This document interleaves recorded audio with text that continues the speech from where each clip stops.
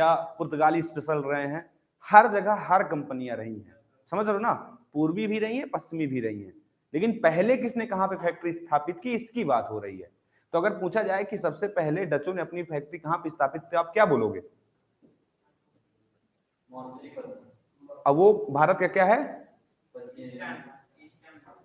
पूर्वी, डच की बात हो रही, डचों ने पूर्व में मछलीपट्टनम जिसको बोलते हैं, मछलीपट्टनम वर्तमान में मछलीपट्टनम है, ठीक है। चलो हम लोग क्या करते हैं, आगे शुरुआत करते हैं। नए बच्चे हैं क्या? नहीं है तो मुझे दिख रहा है। लाइव वाले प्रश्न रख सकते हैं। कालीकट एक कुमार, बिल्कुल एक कुमार आंसर दे रहे हैं, कालीकट। आपका न्यू एडमिशन है, नाम क्या है आपका? अच्छा, तो किसमें एडमिशन है? अच्छा ठीक है, तो देखिए यहाँ पे जीएस चल रही है, ठीक है, और हमने मॉडर्न इंडिया की शुरुआत किया है। यहाँ पे यूरोपीय कंपनियों का आगमन है, और जैसे कि वीडियोस कुछ आगे आ चुकी हैं, तो इसीलिए हम लोग लाइव क्लास भी लेते हैं। तो आपको अगर कोई दिक्कत आएगी तो पीछे जाकर के सोल्जर डिफेंस एकेडमी अपना चैनल है यूट्यूब में, वहां पर जाकर के आप इनके वीडियोज भी देख सकते हैं। तो आप जहाँ हमसे फिर यहाँ से जुड़ जाएंगे, घर पे जाके मेहनत करनी है तो चीजें आगे आपको समझ में आ जाएगी।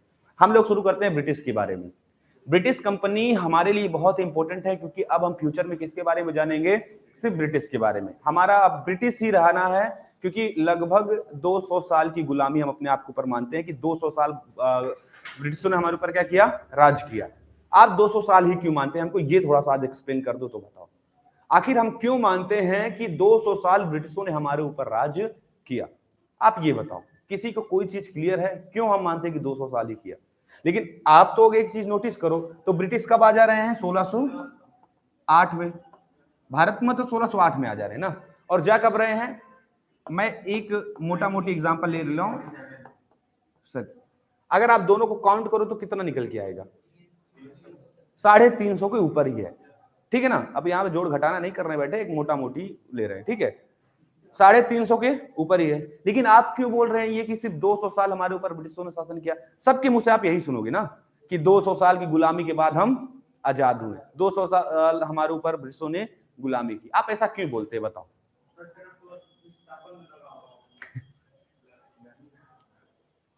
इसके पीछे का कारण समझ लो, मैं आपको बताता हूं। देखो, आप अपने आप को गुलाम तब मानते हैं जब आपके अधिकारों को आपसे छीन लिया जाए, समझ रहे हो ना। आपके अधिकारों को जब आपसे छीन लिया जाए तो आप क्या बोले जाओगे? गुलाम बोले जाओगे, ठीक है। यही चीज भारत के साथ हुआ।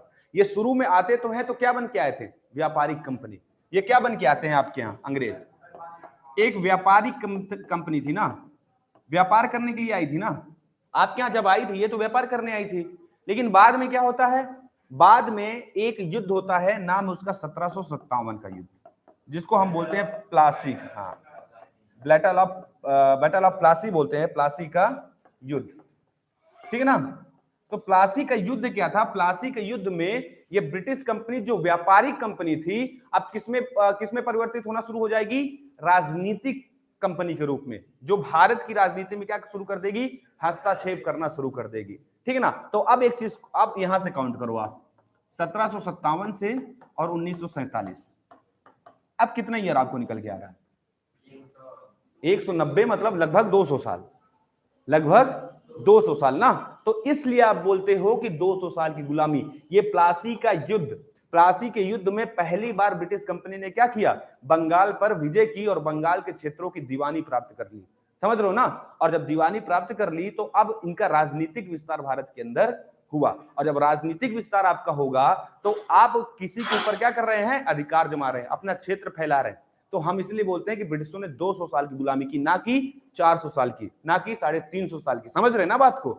इस चीज को हमेशा आप लोग याद रखेंगे। तो ये एक सिर्फ फैक्ट था कि जैसे आप अभी फ्यूचर में कभी आपसे बोला जाए राज सिंह जय हिंद, जय हिंद बच्चे, सारे लोग लाइव आ जाइए, ठीक है।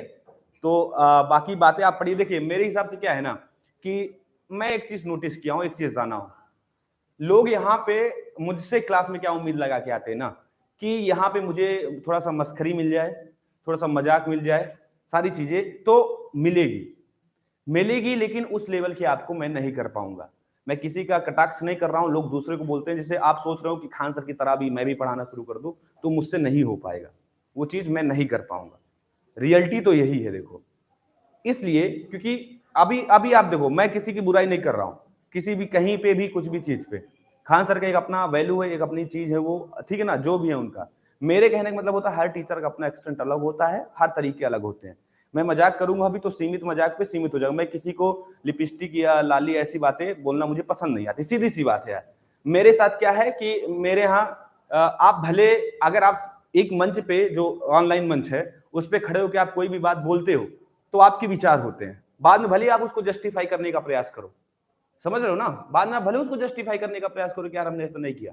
आप बोलो कि सीबीएसई वाले क्या लगाते हैं, लिपस्टिक लगाते हैं ज्यादा डार्क या कैसी भी कुछ भी, उनका रील्स आते रहते हैं, हम भी देखते रहते हैं।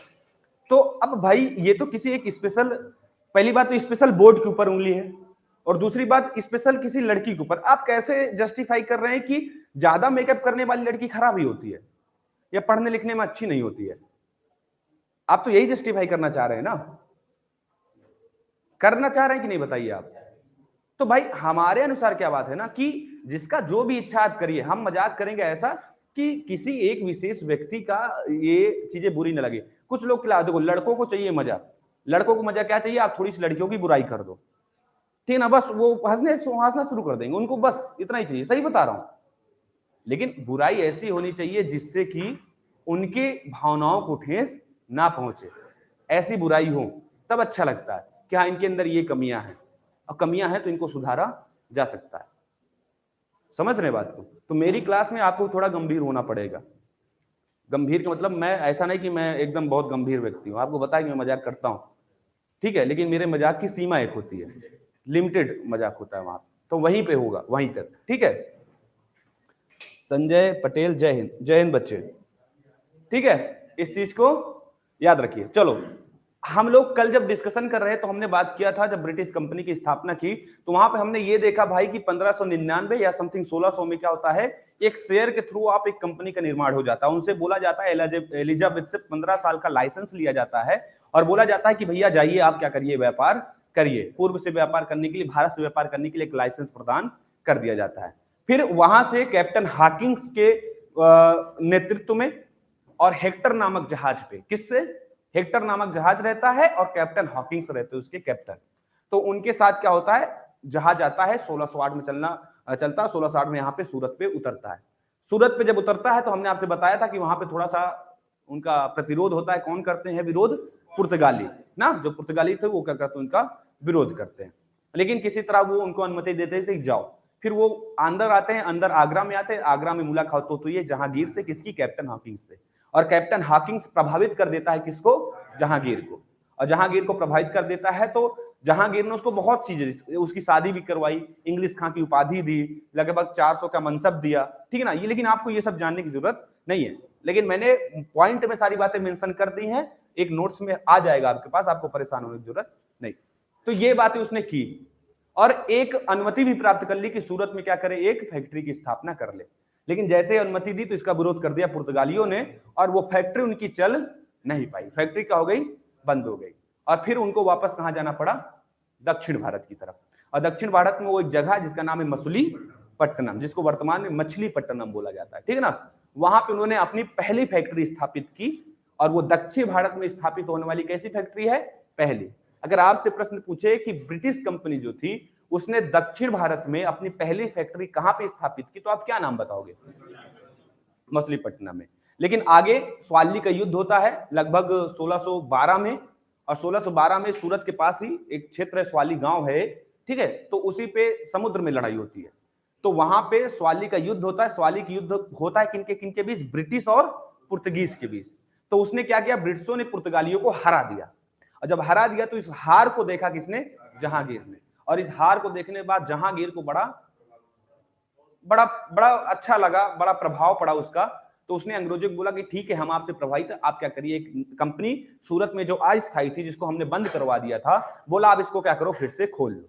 तो इस तरह क्या होता है कि 1613 में पहली बार सूरत में इनकी प्रथम फैक्ट्री स्थापित होती है जो स्थायी रूप में थी। तो आपसे प्रश्न पूछता है हमेशा, यहां पे पूछता है कि ब्रिटिश कंपनी की स्थापित होने वाली पहली फैक्ट्री कहां थी, तो आप क्या नाम बताओगे, गलत, हाँ सूरत। पहली फैक्ट्री कहां स्थापित हुई थी? सूरत, क्योंकि स्थापित तो हुई, लेकिन अब देखो यहां पे एक कंडीशन आएगी, आप पूछेगा भारत में पहली स्थायी कंपनी ब्रिटिशों की कहां स्थापित हुई? मछलीपट्टनम। इसलिए मछलीपट्टनम, क्योंकि भाई भारत के अंदर तो दक्षिण, उत्तर, पूरब, पश्चिम सारे शामिल है ना। जब आपसे पूछा जाएगा कि भारत के सूरत में स्थापित होने वाली अस्थायी फैक्ट्री कब स्थापित हुई, तो आप क्या बोलोगे? 1608। और जब आपसे पूछा जाए स्थायी रूप में स्थापित होने वाली ब्रिटिश कंपनी कौन सी थी? 1613 में सूरत में स्थापित हुई थी। ये आपसे पूछा जाएगा, तब आप ऐसे क्या नाम है बातों को बताएंगे। यहां पे याद रखना पड़ेगा उत्तर भारत, क्योंकि ये कैसा है? उत्तर भारत में आ जाता है ना। उत्तर का पश्चिमी क्षेत्र जो है, पश्चिम भारत भी आप बोलते हैं, तो वहां पे स्थापित हुई थी। और दक्षिण भारत दूसरी चीज है भारत का ही पार्ट, लेकिन हम कंपनियों की स्थापना की बात करेंगे तब। इतनी जटिलता में आपको जाने की जरूरत नहीं है, नॉर्मल याद रखिए बस, हो गया। नॉर्मल कैसे याद रखें, मैं यहां पे लिख दे रहा हूं थोड़ा सा।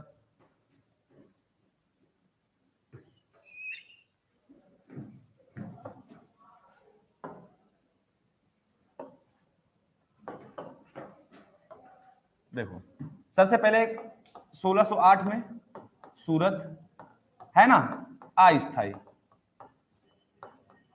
1608 और 9 होता है, इसके बीच में हमेशा डिबेट रहता है, ठीक ना। फिर 1611 आपको क्या मिलेगी? मछलीपट्टनम, ठीक है ना। और फिर आपको मिलेगी 1613, अब वो कहां पे होगी? सूरत, लेकिन ये क्या होगी?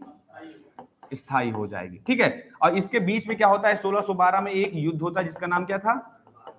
स्वाली का युद्ध।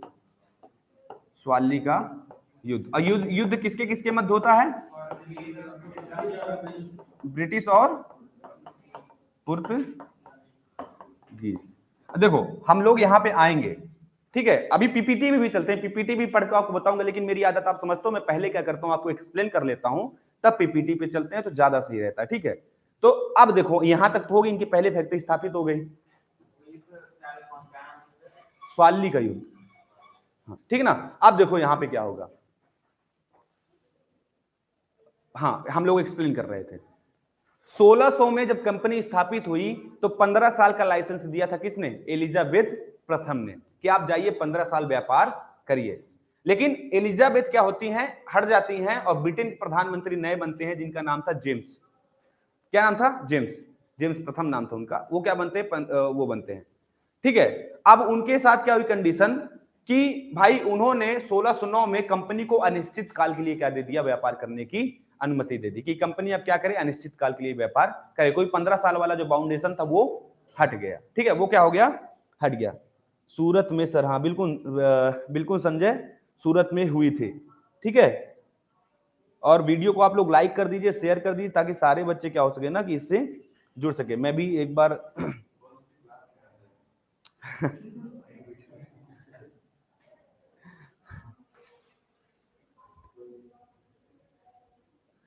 कौन है ये?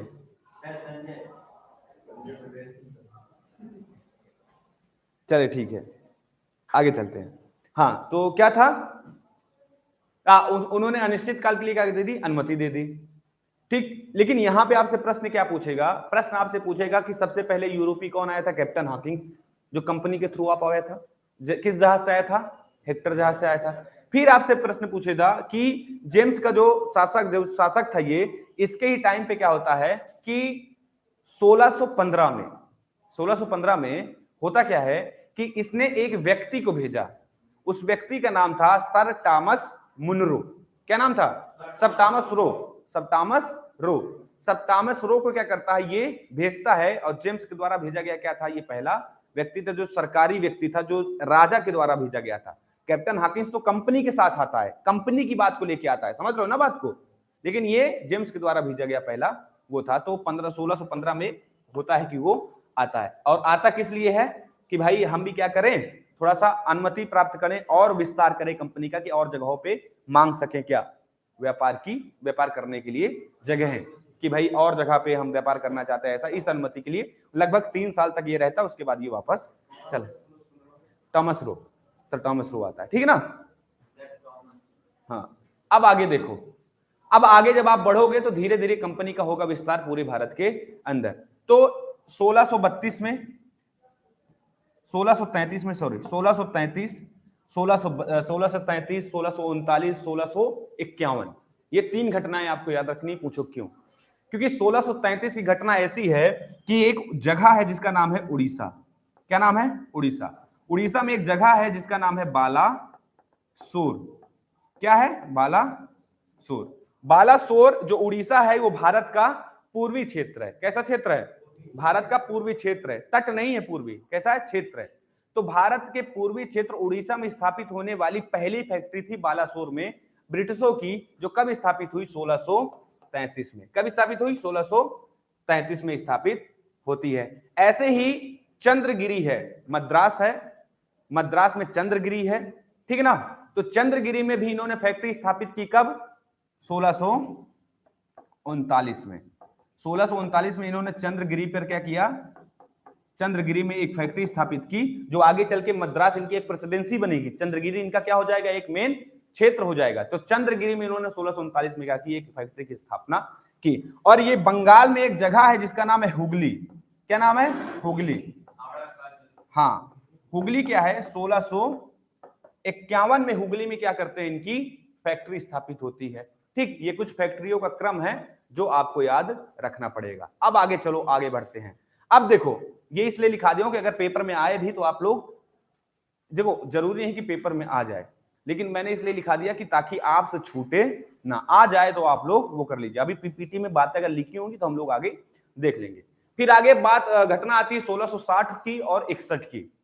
कब की? 1660 और 61 की। ये बड़ा इंटरेस्टिंग टॉपिक है। यहाँ पे आपको, अभी आपने जेम्स के बारे में देखा, आप देखेंगे आप चार्ल्स द्वितीय के बारे में। चार्ल्स द्वितीय, अब ब्रिटिश का सम्राट 1660 में कौन है? चार्ल्स द्वितीय है। ब्रिटिश सम्राट है 1660 में। कौन? चार्ल्स द्वितीय। और चार्ल्स द्वितीय क्यों इंपॉर्टेंट है आपके लिए, तो आप इस चीज को ध्यान में रखिए। देखिए, यहाँ पे हम सारी बातें नहीं डिस्कशन करेंगे। चार्ल्स द्वितीय कौन था, कैसा था, क्या नहीं, आपको ये याद नहीं रखना, क्योंकि आप ये कब पढ़ेंगे? जब मैं आपको वर्ल्ड हिस्ट्री पढ़ाऊंगा तो वहां पे ब्रिटिश साम्राज्य के बारे में अगर बातें आएंगी, जब आप पढ़ेंगे इंग्लैंड की क्रांति ना, रक्तहीन क्रांति, तो उसके बारे में थोड़ा बहुत आपको मैं बताऊंगा, ज्यादा नहीं लेकिन थोड़ा बहुत, ठीक है? तो वहां पे थोड़ा बहुत देख लीजिएगा, लेकिन अभी आपको सिर्फ ये नाम याद रखना है। क्यों याद रखना है? तो सुनो, पुर्तगाली लड़ाई किससे चल रही है? ब्रिटिश से और पुर्तगाली। पुर्तगाली लड़ाई ब्रिटिश से चल रही है। भारत के अंदर दो शक्तियां क्या कर रही हैं? आपस में लड़ रही हैं। किस लिए? ताकि भारत में वो स्थापना कर सके अपने आप की। जो भी यहाँ पे जीतेगा वही अपने आप को स्थापित कर पाएगा। ये लड़ाई चल रही थी वहां पे, ठीक। 1660 में क्या हुई घटना? 1660 में चार्ल्स द्वितीय थे, ब्रिटिश के राष्ट्रपति या फिर राजा मान लो, महाराजा ही थे, सम्राट थे, ठीक है ना? और उधर पुर्तगाल की एक रानी थी जिनका नाम था रानी कैथरीन। क्या नाम था? रानी कैथरीन। तो हुआ क्या? इनके बीच हुआ वैवाहिक संबंध। 1660 में महारानी कैथरीन की, जो पुर्तगाली महारानी थी, और राजा सम्राट जो थे चार्ल्स द्वितीय, जो ब्रिटेन के सम्राट थे, उनकी आपस में हो जाती है शादी। अब जहां पे वैवाहिक संबंध हो चुके हैं वहां पे क्या लड़ाई वाली बात आएगी? क्या लड़ाई वाली बात आगे नहीं आएगी। तो इसीलिए यहां से एक चीज डिसाइड हो जाती है कि अब पुर्तगाली कंपनी क्या होगी? पीछे जाएगी, ब्रिटिशों से तो लड़ने नहीं जाएगी। समझ ना, ब्रिटिश से लड़ने पुर्तगाली कंपनी अब नहीं जाएगी। यहां से चीज डिसाइड होनी शुरू हो गई। और शादी होती है, शादी जितने समय होती है तो अपने यहां एक रिवाज रहा है। आज आप देखते होगे तो आपको लगता है कि नहीं नहीं ये तो गलत है, जिसका नाम है दहेज। जिसका क्या नाम है? दहेज। तो दहेज आज भी आप देखते हो तो आपको लगता है कि भारतीय समाज की उत्पत्ति, ऐसा नहीं है, बहुत पुराना, ये हर जगह पे है, कोई ऐसी जगह नहीं जहां पे ना हो, हर जगह पे दहेज चलता है। और यही चीज हुआ कैथरीन के साथ। कैथरीन की जब शादी हुई तो कैथरीन के मम्मी पापा ने कहा कि जाओ, हमने अपने दामाद को क्या गिफ्ट दिया? भारत की गिफ्ट देंगे भाई। पता है, तुम गिफ्ट देते हो तो एसी, कूलर, फ्रिज, बेड, और क्या दोगे? टीवी, समझ, एक गाड़ी दे दिए, ज्यादा ज्यादा बुलेट दे दिए, 4 व्हीलर दे दिए, इससे ज्यादा क्या दोगे? उसने बोल, हाँ उसने पता क्या दिया? उसने दिया बंबई द्वीप। उसने दहेज में दे दिया बंबई, कि जाओ बंबई दहेज में, जैसे उनके बाप की संपत्ति थी कि जाओ ले लो। भारत की संपत्ति है भाई, वो भारत की जगह है। हाँ, अपनी संपत्ति समझ के दे दिया कि जाओ जाओ राज करो। चलो ठीक है, वो पा गए, लेकिन एक राजा करेगा क्या उसको लेकर के? राजा को ये था कि उसका नाम हो, ज्यादा सही है।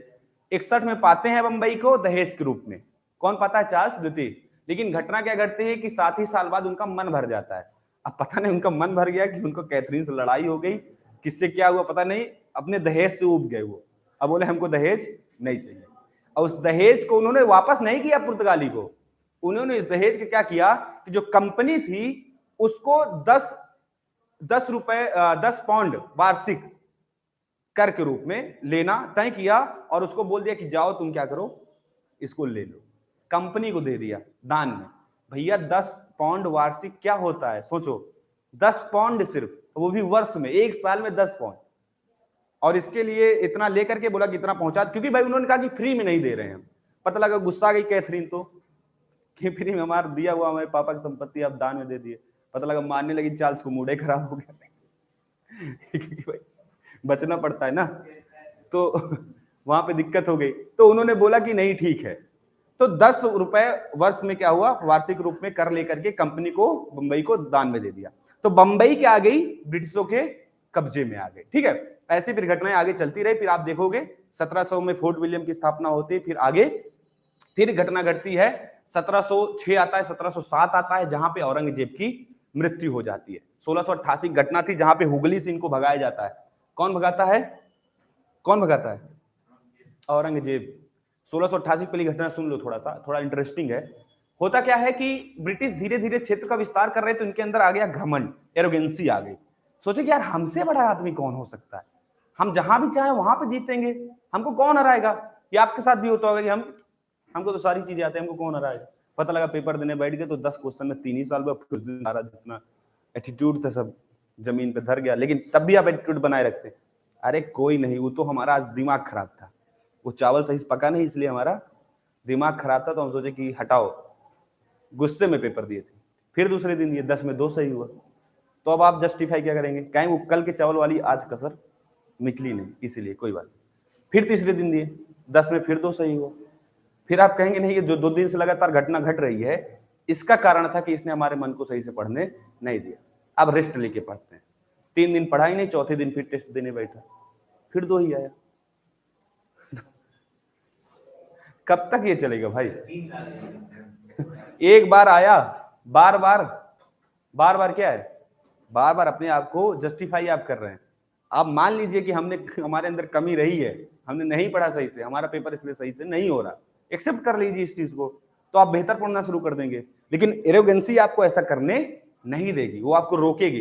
कहीं है तुम महान, कहते ना 2 वो बैठे होते हैं, एक बुराई वाला, एक एविल होता है, एक डेविल होता है, सॉरी एक इविल होता है, एक एंजल होता है, और दोनों बता रहे होते कि भाई ये काम ना कर। और तुम देख लो, कभी भी तुम कुछ करने जाते हो पकड़ के हाथ खींच का, भाई ना कर यार। दूसरा का बोलता है इसकी बात सुना, ई कभी भी साथ में आया है? जब कभी किसी को मारना हो तो कौन आया है? मैं आया हूं, मैंने बोला कि मार इसको, जो होगा देखा जाएगा। मैंने बोला इस चीज को ना। फिर उसके बाद कौन जीता?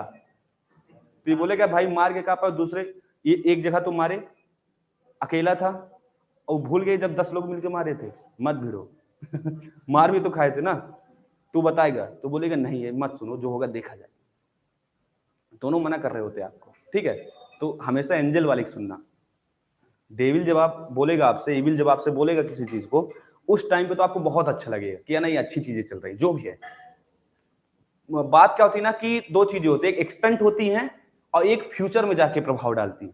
तो एक्सटेंट में तो आपको बड़ा मजा आएगा, समझ रहे हो, लेकिन फ्यूचर आपका बर्बाद हो जाएगा। मार तो दिए, पता लगा पुलिस लग गई, लेके चली गई, फ्यूचर बर्बाद हो गया आपका, आपने सोचा नहीं उसके बारे में, ठीक है ना। जय हिंद हिमांशु, जय हिंद। तो इन सारी चीजों को आपको ध्यान में रखना। लेकिन एक चीज याद रखो, हम बात यहाँ पे क्या कर रहे हैं, तो ये अलग अलग जगहों पे क्षेत्र विस्तार कर रहे थे, तो इनको आ गया एरोगेंसी कि यार हमको कौन क्या। तो 1688 में इन्होंने हुगली पे ऐसे ही किया, ठीक है ना।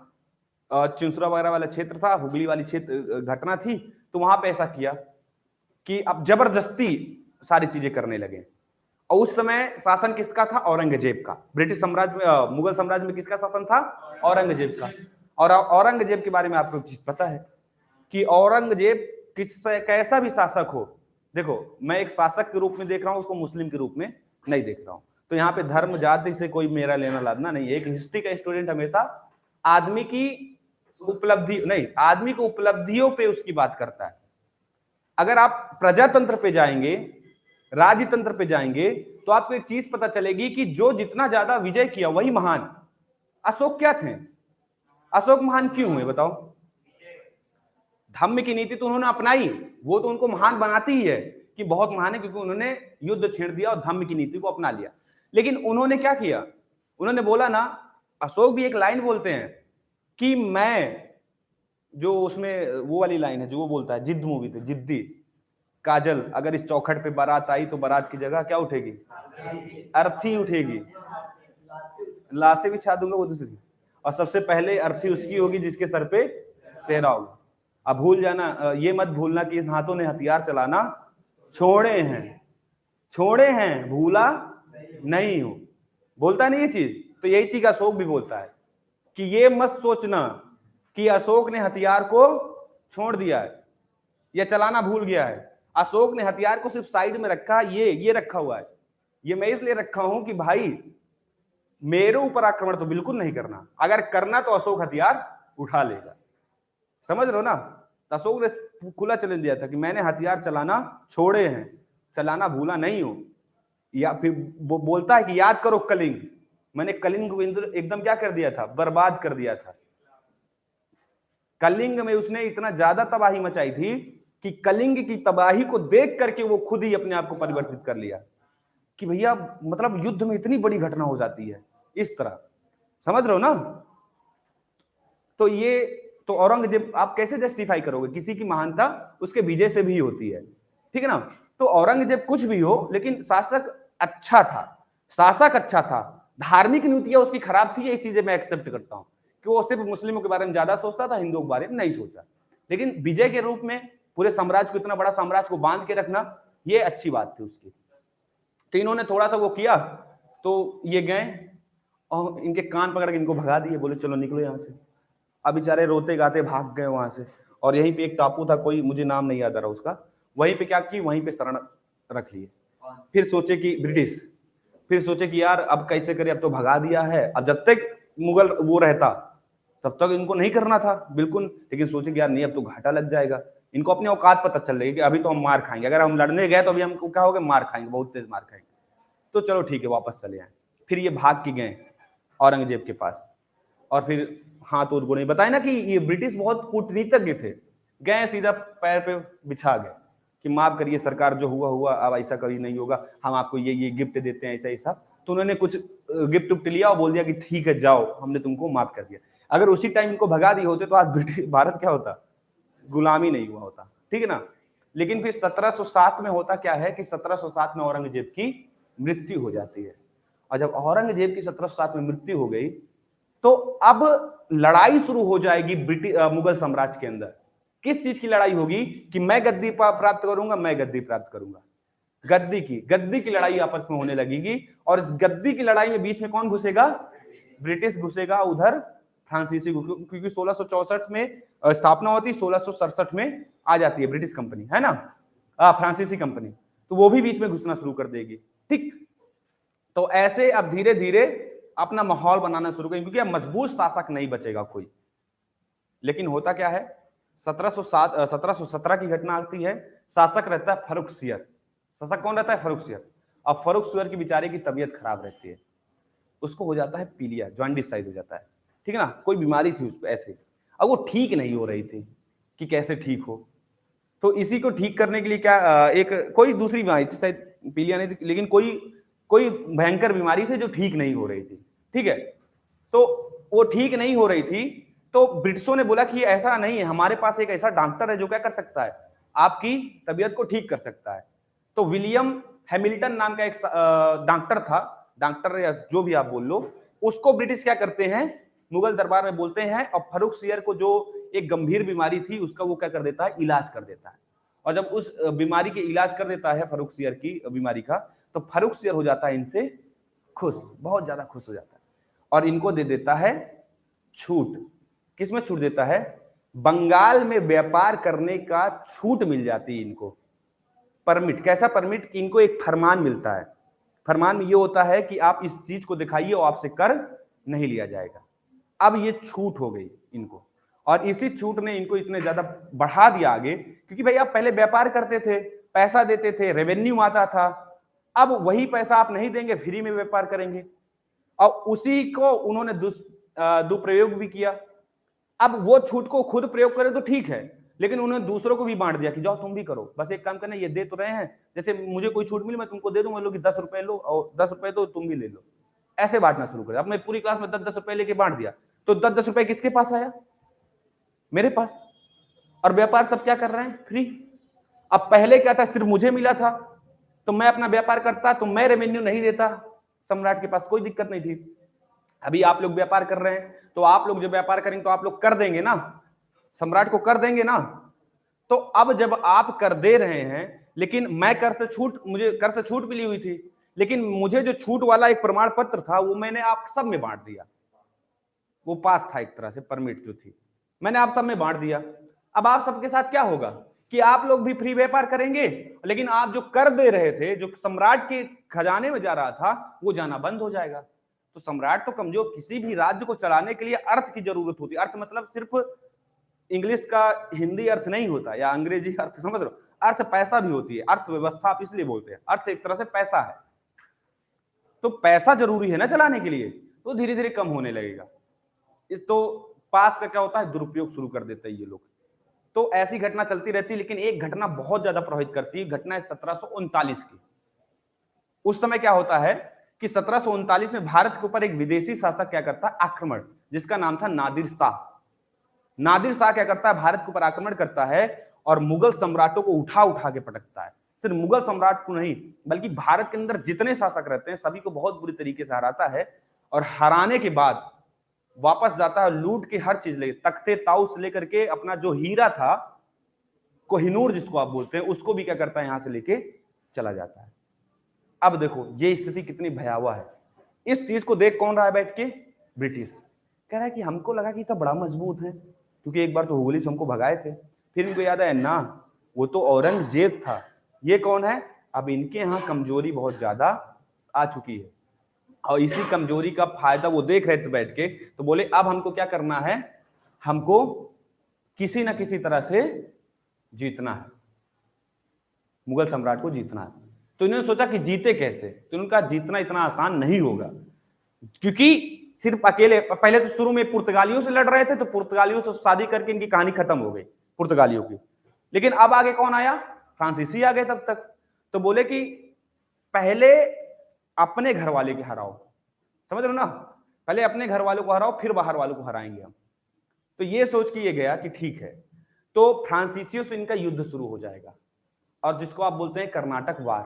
3 कर्नाटक वार होंगे, ठीक है ना? उन तीनों कर्नाटक वार में हम स्पेशल बात करेंगे। फिर घटना आ जाएगी 1757 की, जब ये बंगाल विजय करेंगे, जहां पे प्लासी का युद्ध होगा। फिर बक्सर का युद्ध आपको बताऊंगा, फिर बताऊंगा क्या? इलाहाबाद की संधि।